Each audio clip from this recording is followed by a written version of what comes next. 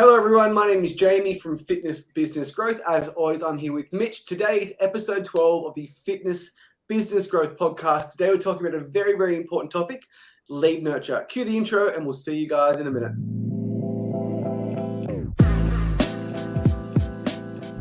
Welcome to the Fitness Business Growth podcast, a podcast run by gym owners for gym owners.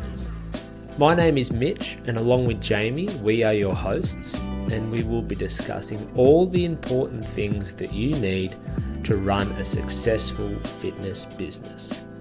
From marketing to lead generation to sales to retention to staff and much, much more. So if you are a fitness business owner, then this is for you. We hope you enjoy the following episode, and we will speak with you soon. Hello mate, how are you? Just bopping along to the intro. Yeah, I know. Mate, pretty exciting. Some big news over the weekend. I got engaged. Yeah, mate, I was there. It was a great night. I found out a month or two ago, but yeah, hell of a night. Partner Ellen had no idea it was coming. It all went off splendidly. 7 years in the making. And today we're going to talk about lead nurture, but I was nurturing that proposal for 7 years and it all led up to the big moment. And I was a lot more nervous than I thought I was going to be. I was trying to be cool, calm and collected and play it off like I don't care, but I was very, very, very, very nervous. The 10 Smirnoff double blacks you had before might have helped a little bit. How good is beer pong, by the way? Like literally, what's that saying? Like the best games are the most simple games. They're the ones that are easy to play but are hard to master. And everyone thinks they're good at beer pong until they play someone who's actually good. And I'm in the category of I think I'm good, but I'm terrible. Yeah, you didn't. I remember there was a few games in a row where you didn't get one in at all. Not very, very good at all, mate. Okay, mate. So last week, we picked up a few ad accounts. One was a couple of Orange Theory gyms, which I'm super, super excited about. But the ad account I want to discuss today in this group is we brought in the gym in Sydney. They're in Campsie. We generated them 34 leads, which I'm really proud of at $10 a lead. They were previously getting leads for $110. However, when you generate 34 leads, your problem is no longer I can't generate leads. The problem becomes lead nurture. And today, that's what we're going to cover. Yeah, it's one thing to get leads and it's one thing to know what to do with those leads. And a lot of people seem to think they've got a lead problem when I believe that to be true. But then quite often when they start getting those leads, they start having a problem around nurturing and managing and working those leads. So that's what we want to discuss and put our opinions forth on the best ways to do that and really just explain the importance of it. Yeah, and I guess where we're different from other agencies and other fitness business coaches is like, don't get me wrong, we love generating leads, but gym owners don't want leads. They want paid trials and paid members. And that nurture sequence can be the difference of running a successful, I guess, marketing program with a gym and an unsuccessful one, because I can generate the leads, but at the end of the day, I'm somewhat at the mercy of the gym's ability to convert those leads into paid members. And it all starts with lead nurture. So I've got a list here of 5 things that we want to discuss. We're going to go through them one by one by one. And as always, mate, top of the list, we believe is the most important aspect of lead nurture, which is number 1. You convert 80% more of your leads if you touch base within the first 5 minutes of getting their details. That was a massive study done around the world. 80% higher conversion. That is just amazing to think about. That can be the difference between a successful gym and unsuccessful gym. Yeah, speed kills. And I think especially when it relates to fitness businesses and gyms and people who are wanting to obviously get in shape, lose weight, feel better, look better, it can sometimes be a bit of a fleeting thought and a fleeting moment of motivation. And it's really important that, whenever they are sending off that message or, making that inquiry, 2:00 in the afternoon, 7:00 in the evening, 8:00 in the morning, that they are getting responded to quickly, because who knows how long that motivation and that will to want to make a change will last. So that's where speed is really important, and found that something that's really helped us, having a system in place that's allowed us to get back to leads very quickly. I like to make analogies kind of like, I guess, outside of our industry. If you could improve any aspect of your life by 80%, would you do it? If you were to get 80% stronger, 80% leaner, 80% richer, that'd be nice. 80% better cook, 80% better partner. Like, it is a massive, massive, massive difference. And it is just, as you said, make or break. Because if they click learn more on our gym in Newcastle, do you know what Facebook's going to do? That person's interested in fitness. They're going to start seeing every other person's ad in the area over the next 24 hours. And when they opt into your ad, chances are they're probably opting into several ads. And sometimes it can be the difference of like who gets back to them faster. I actually had some trees cut down in my yard about a month ago. I inquired on 5 companies, and I literally went with the first one that got back to me. Yeah. And I didn't compare quotes. I just wanted it done. We've had a lot of times in the past where we've had people who've ended up starting with us and they've said that, they contacted some other places and they didn't even get back to them. So that's a bit of a different dynamic altogether. But obviously, providing that people who get back are getting back to the clients or the customers, we just feel as though like starting that conversation and if they inquire, like I mentioned, 2:00 in the afternoon, having a system in place where they can be followed up quickly. Then whether it is a conversation gets started, whether it is sending them a call link to book a phone call to organize to speak with someone. But it's really important that get done very quick. That gets done really quickly. Yeah, absolutely. And if you do everything else that we're going to mention, but don't contact them in the first 5 minutes, the chances are that you don't win that lead. Yeah. Cool. So, mate, as I mentioned, Jim in Sydney last week, we generated 34 leads for $10 a lead. The average touch point to convert a lead is typically 7 to 10 contacts, which means that if we generated them 34 leads, ideally, they are making 10 contacts per lead via email, text, phone call, which means they need to make 340 contacts. And you think about, you go from a problem of not having leads to a problem of like, I cannot handle this many leads. And that's where having those 10 contacts is crucial, but having a system in place where you can make those 10 contacts. That's what we mentioned at the start, where people, they may have a lead problem to begin and they're getting 1 or 2 leads a week, and they can sit down and they can communicate back and forth with those 1 or 2 leads a week quite easily. They can inbox them or message them or few phone calls, and it might take them half an hour, 45 minutes, 60 minutes, whatever. And that's just part of being a business owner and following up your leads. But when that number goes from 1 to 2 to 34, like in the instance that you're explaining there, that's at least 17 times more time and effort and commitment you need to those leads. So that 30 minutes, doing some quick maths, times that by 17 becomes 8.5 hours that you're working those leads. So that's when it can become really overwhelming for fitness business owners or trainers, when they go from getting fuck all leads to getting, whether it is 20, 30, 40, in a week. And they just find they don't have the capacity or the systems in place to be able to handle those leads. And what happens then? They don't end up converting as many as they should. And then it comes full circle. And then they say, oh, this marketing doesn't work, or these Facebook ads don't work because I haven't been able to convert any of them. When in reality, if you come back to that lead nurture sequence, and if they had a better process around that, then they would have been converting more at a higher clip. Yeah, or the leads are shit. Yeah. And well, then you can say a lead shit because they inquire at 2:00 and you get back to them at 2:00 the next day, then they don't reply. It's like, oh, well, the leads are shit. But if you had a system to reply within the first 15 minutes, they would have been more likely to continue that conversation for the next few hours, and maybe you've booked a consultation from there, and then all of a sudden that shit leads become a good one that's booked in for a phone call or a consultation. I think our record, mate, it was a Adamstown member. I say people's full names on these podcasts. I've got to stop doing that. It was Rebecca. She opted in and she signed up for a 28-day paid trial at $2.99 within like 34 minutes. That's our current record, from someone clicking learn more to them opting in and paying $2.99 over the phone. So I challenge anyone to beat that 34-minute record. Trust me when I say we're still trying to beat that today. Yeah. Records are meant to be broken. Yeah. And one thing about like nurturing leads and doing it quickly, like just imagine that, where you're spending, for example, say you're spending $50 a day on Facebook ads. Can be a little bit scary. You generate 5 leads for $10. You nurture those leads quickly and consistently. 2 of those leads sign up in that first 24-hour period and pay $199. So you spent $50 on Facebook for the first day. 2 leads have paid you $199. You've made $300 and acquired customers. And the difference of doing that or saying those leads are shit, contact them in the first 5 minutes and then contacting them consistently after.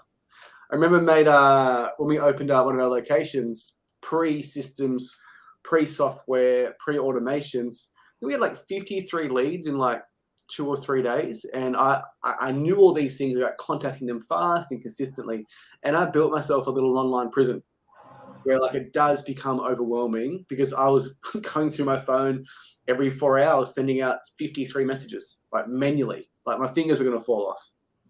Yeah. And that's where the same example we've brought up a few times here, when you're just not you don't have the system in place to be able to handle that sort of volume. I mean, I don't think everyone should just be jumping into getting as many leads as they can. But obviously there is a point where like if you can't handle 5, 10, 15 leads in a week and give them your complete nurturing process around that, then that's a problem. Because that's effectively meaning that you can't onboard, let's just say out of those leads, a quarter of them book a consultation and half of them join. You're still not looking at huge numbers, but they're enough. It's enough to derail some people, and that's where just having some really sound systems in place around it's so important, because it really does make the business grow. Like when you're able to handle more inquiries and they're able to get a good service between that inquiry process and whenever they organize a consultation, and done in a very timely manner, as we've mentioned a few times. It's just really a typical customer journey for us that comes to work with us. It is they have a lead generation problem, then they have a lead nurture problem, then they have a sales problem, then they have an onboarding problem, and then we fix up their contracts and their pricing. But these first 2, they fuel your business. And if you get them right, you can absolutely scale your gym to the moon. And in terms of like the low-hanging fruit, like 3 things you can do today to improve your gym: contact your leads, generate more leads, contact them faster, sell them over the phone as quickly as you can. Yeah, well, that's a huge one there, and we've spoken about this in depth, but that allows that whole process of it being done quickly to really be possible. Because if you talk to someone Monday at midday and they're not available till Thursday morning to come into the gym, there's all sorts of things that can happen in that period, and they can lose interest, they can get sick, they can change their mind, they can acquire somewhere else. So that's the beauty of the phone. Everyone's got a phone. They can come across a 30-day free challenge. It's heaps of stuff. Yeah. So quicker you get them on that phone, the better. And the next topic, mate, number 3, we're going to move on to text versus emails versus call. What is better? And if you're making 10 contacts in the first 5 days, do them all. Because I know for me personally, mate, I am pretty lousy on email, pretty great with text. But if you call me, like, I'll answer the phone. So in those first 10 contacts, there should be a combination of all 3. What's your opinion on that, mate? Yeah, I think people respond best to texts. I think emails are more of like it depends on the demographic. Sometimes you've got slightly older people that maybe like emails a bit more. But even so, like if you want to get someone's attention and capture their attention, then text is the best way to do it, because notifications are on, they get it, as opposed to having to go into their Gmail or Outlook or whatever. You always makes me laugh, mate, when we're going back and forth with a lead in business suite, so Facebook Messenger, and like they say, can you email me all the details, or I can just send them here, like no problems at all. And that's just a great example of some people like to go over things in email, and that's pretty rare. What I want to cover, mate, in regards to especially text and email, this is a massive one. Open rates for texts are about 98%. So if you have 100 texts in your phone, probably 2 are unread. I have thousands and thousands and thousands of unread emails. So if you only rely on email and not text, they don't get read. They go to promotions. They go to the other inbox. Another reason why you might think your leads are shit. So like, text rates are amazing in terms of the opening, and emails are pretty terrible. That's where those subject lines do become important. But text and calls have always been number 1 for us. Yeah, and I think email has its place. I think when you're sending some more value-based marketing when you are talking about certain, health and fitness related stuff. You're sending them information about macro accounting or about endurance training or about, places to get protein powder. You're not going to probably send that through a text, especially if you don't know them. But No, when it comes to trying to book them in for a consultation, remind them that the new challenge starts next week.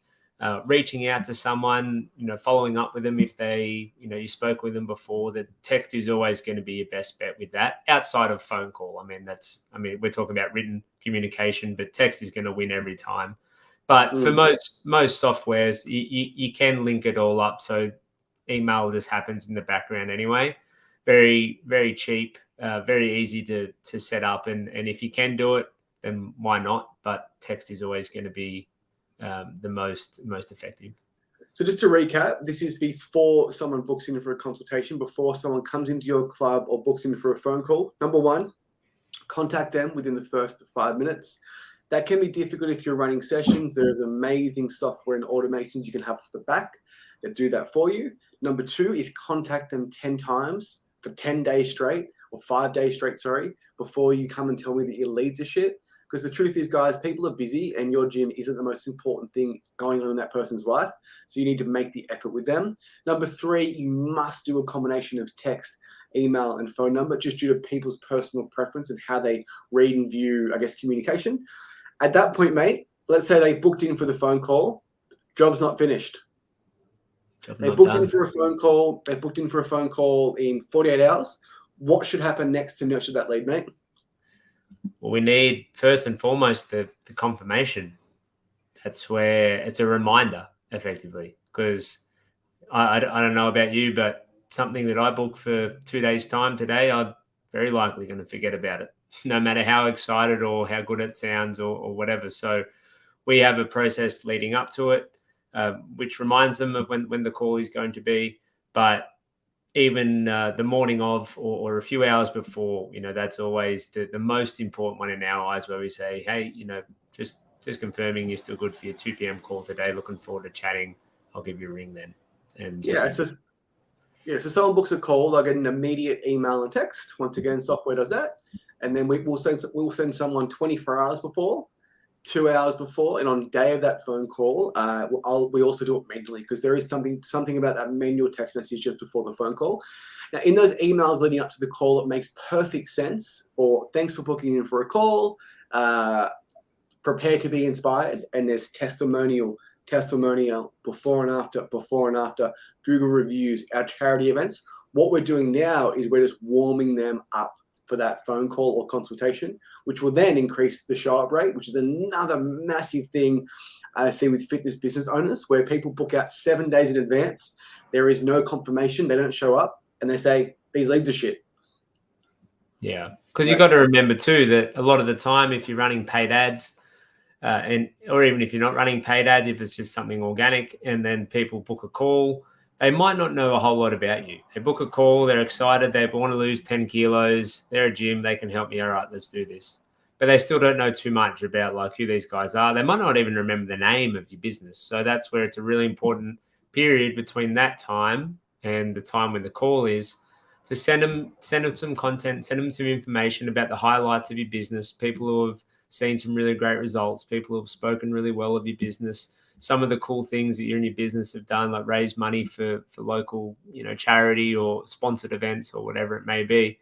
And that way it just is improving and creating some social value between yourself and the individual. So it's just, again, it's a way that we, like you said, warming up that lead, because the only thing that we're trying to do there is increase the likelihood that they're actually going to go through with that consultation, that phone call, that appointment, and they're going to pick up the phone, or if you're doing in-person consultations, they're going to actually turn up. So everything between that phone call and that is just purely focused on that, because obviously if they don't turn up to the call, they don't turn up to the consultation, then it's all for nothing. Now, moving on from that, mate, shot rates are a huge issue. Let's say that lead doesn't book in. So now we're going to talk about long-term nurture. That lead doesn't book in. they don't book a phone call, or they do book a phone call, they no-show, and then they ghost you. We also have a long-term nurture sequence, because what we want to do, mate, effectively, we never want to lose a lead again. And instead of saying, that lead's shit, that lead's not interested, that lead's rude, that lead didn't get back to me, just maybe, it's not the right time for them. And I got this off Sales Sniper. They're amazing. They have a great podcast. And so often fitness business owners get upset when leads don't get back to them or someone no-shows them. And they're like, stuff that person, they're terrible, they're rude, how dare they? And I'll ask you a question, mate. Have you no-showed an appointment?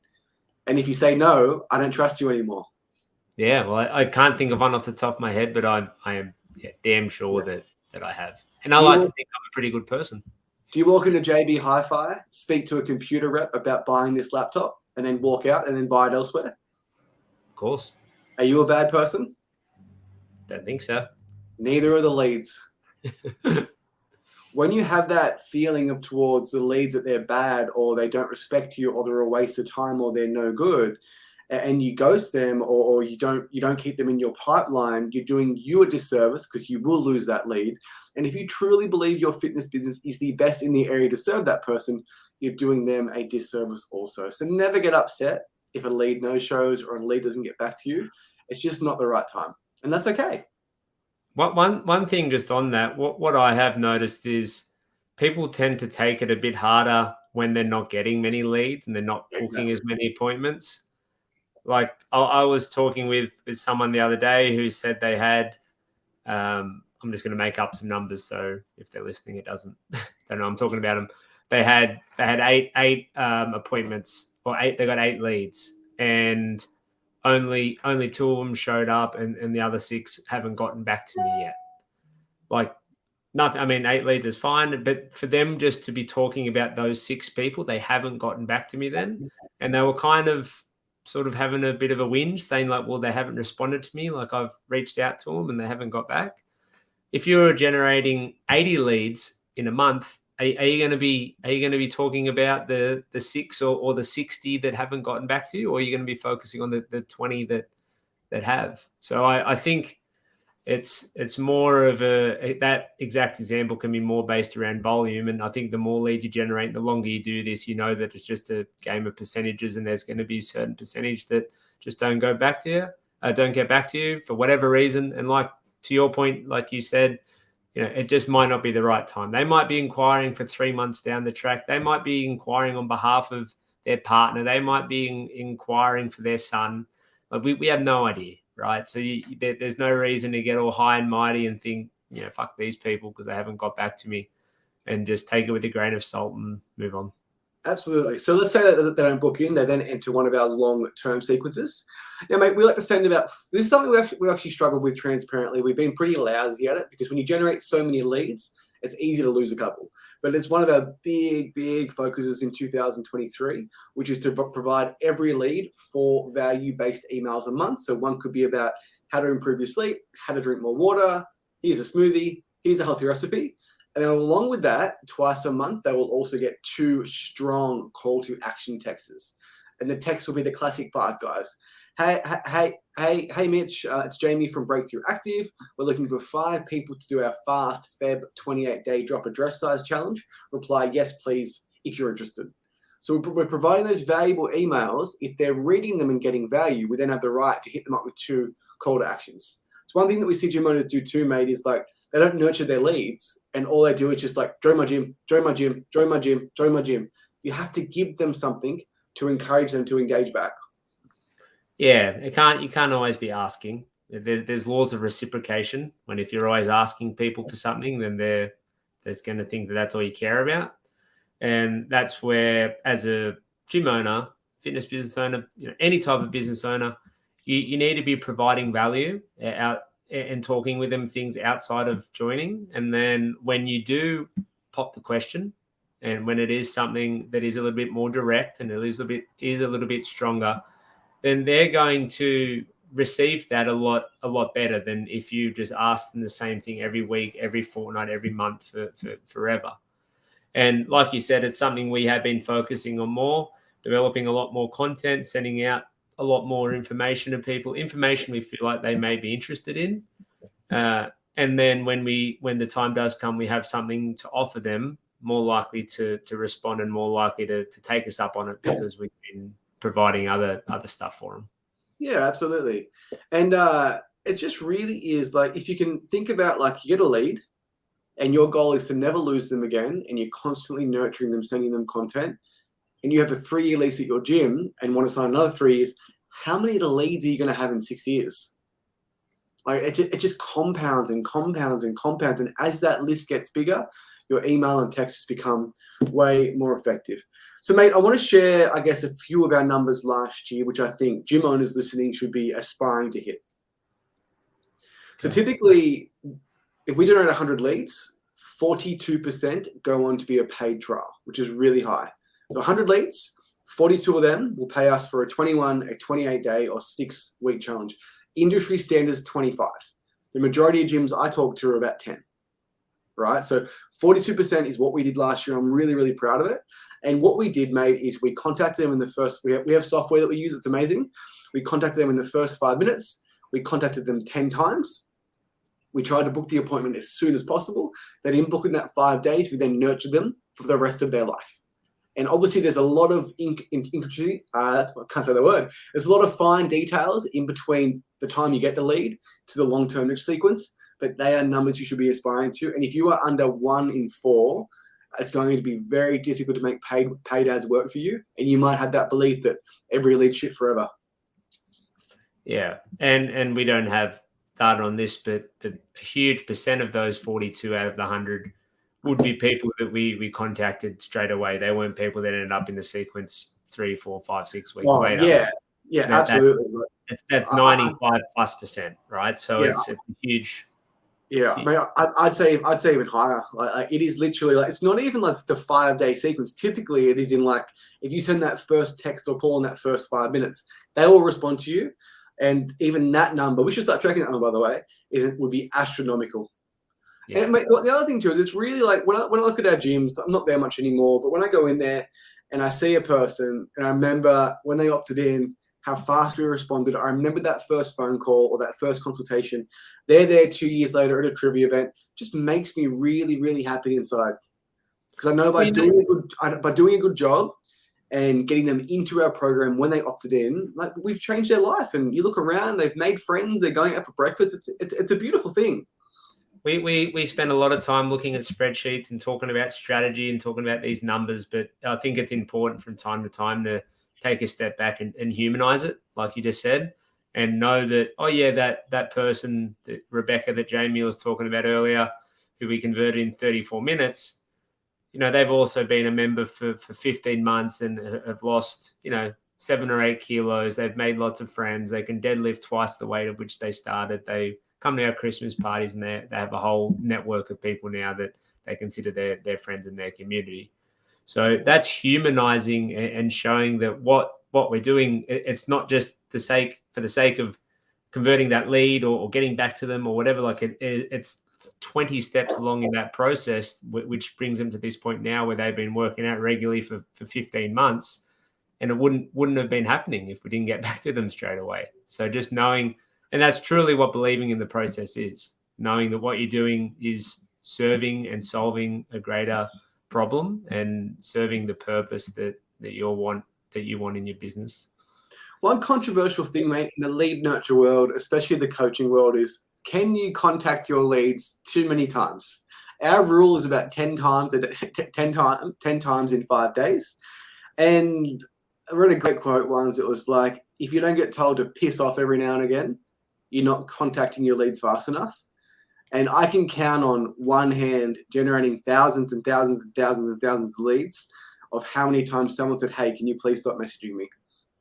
However, I can count on multiple hands of how many members have joined on that 5th day after contacting them 50 times. Yeah, I think if you were to message them twice a day for forever, that might be too much. That might be borderline harassment. But when you do it for the first week or the first 2 weeks, I think that's fair game.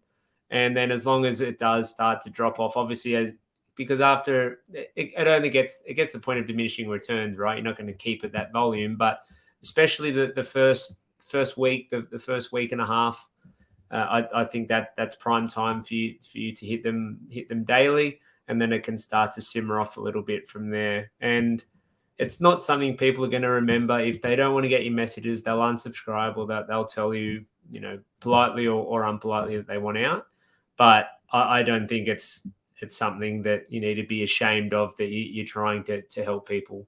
As long as you're doing it in a scrupulous way, and you're not doing it at the point of feeling like you're harassing them. And I think that's probably about after that 2-week mark that you want that to simmer off a bit. And here's a real bonus tip. Clients in our program have this. That first 5 to 7 day sequence can actually make sense. Like, hey, thank you for opting in on our 28-day program. Are you free this morning or this afternoon? If they don't reply, you hit them again. Day 3, hey, Mitch, just letting you know we've got 5 spots left if you're still interested. I'd love to secure a spot and run you through our goals. Day 3, hey, Mitch, there's 2 spots left. Last chance.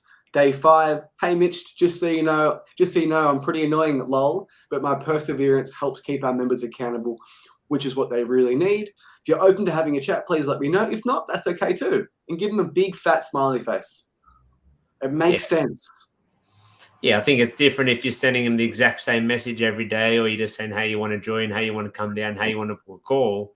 But there's obviously a way to word that and be a little bit more diplomatic, which is what we do, and find that makes a huge difference.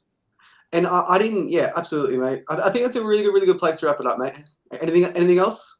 No, I just think it's been something that we've always put in a high priority on, and feeling like it's something we are always improving. But even back to the good old days when we'd get all our leads through Facebook, and we'd be working in Messenger, and we'd end up with sore thumbs from messaging them so much, but always had it at the top of our priority list is getting back to leads quickly. And that was before the days of software. Now I'm fortunate enough to have software available that we use, and that makes life a hell of a lot easier. I remember we used to have a rule, like we wouldn't do anything else if there was a message unreplied to. And I think that's a great rule you should have in your business. Like, we would not be making this podcast unless I had our team check out inboxes first and make sure they were clean, especially if it was someone saying, hey, can I get a copy of your timetable? Nothing more important than that. Guys, let's wrap it up there. Yeah, I was just going to say, especially if you're trying to grow your business, like if you're in that position where you are wanting to double your membership base, getting 20, 30, 40 more members, like it should be your top priority. Awesome, guys. Well, we do appreciate your time. We appreciate your attention. It's a very valuable commodity. Have a lovely day. Thanks so much. Thanks, guys.